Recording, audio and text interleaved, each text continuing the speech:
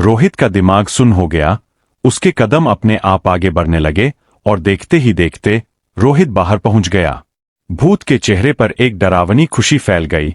वो धीरे से हंसते हुए बोला, बहुत दिनों बाद कोई बाहर आया है। लेकिन तभी एक आवाज आई, रोहित। नहीं बेटा। मां की आवाज सुनते ही भूत अचानक रुक गया। उसने धीरे धीरे अपना सिर उठाकर रोहित की मां की तरफ देखा। कुछ पल तक चारों तरफ डरावनी खामोशी छाई रही और फिर वो भूत अंधेरे में गायब हो गया। रोहित की मां तुरंत उसे पकड़कर घर के अंदर ले गई। रोहित अब समझ चुका था कि ये कोई अंधविश्वास नहीं था। अगली सुबह जब सूरज निकला तो गांव पहले की तरह ही शांत था, लेकिन रोहित के मन में अब भी तूफान चल रहा था। वो अपने दोस्तों के साथ बैठा था, तभी उसने पूछा, पहले चाय के साथ समोसे मिला करते थे, अब क्यों नहीं देते? एक दोस्त धीरे से बोला, चाय के साथ क्या? अब तो गांव में एक भी समोसे का ठेला नहीं लगता जब से वो हादसा हुआ है। रोहित तुरंत बोल उठा, कैसा हादसा? दोस्त ने हैरानी से उसकी तरफ देखा और कहा, लगता है तेरी मां ने तुझे कुछ नहीं बताया। ये सुनते ही रोहित का चेहरा उतर गया।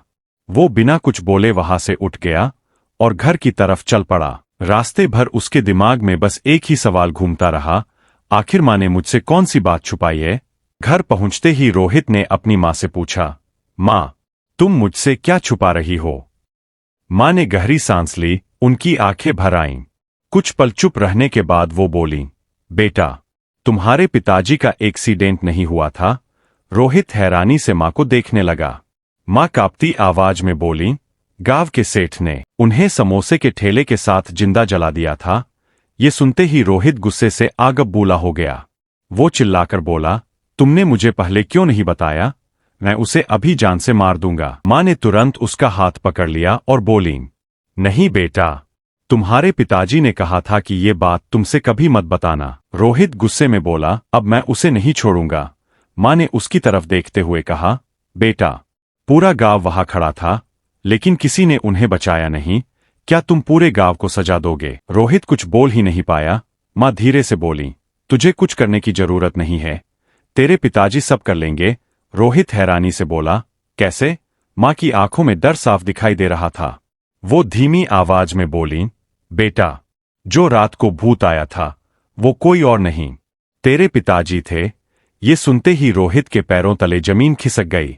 वो कांपती आवाज में बोला, इसलिए उन्होंने मुझे कुछ नहीं किया। रोहित ने ठान लिया था कि अब वो बदला लेकर ही रहेगा। वो गुस्से में बोला, पिताजी, आप चिंता मत कीजिए, अब हम दोनों मिलकर बदला लेंगे। उसका खून खौल रहा था। जैसे ही मां कुछ पल के लिए बाहर गई, रोहित चुपचाप सेठ के घर की तरफ निकल पड़ा।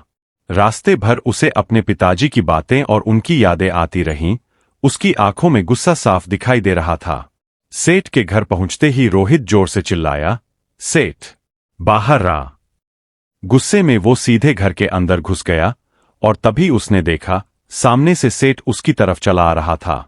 सेठ की आंखों में साफ घमंड दिखाई दे रहा था।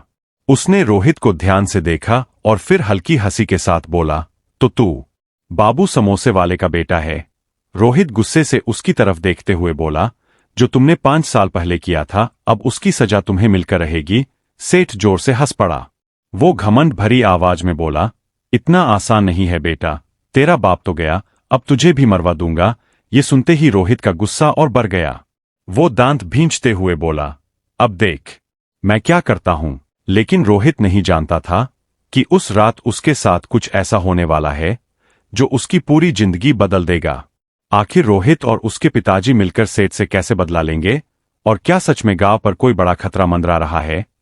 ये जानने के लिए चैनल को अभी सब्सक्राइब करो, क्योंकि इस कहानी का सबसे खौफनाक पार्ट अभी बाकी है।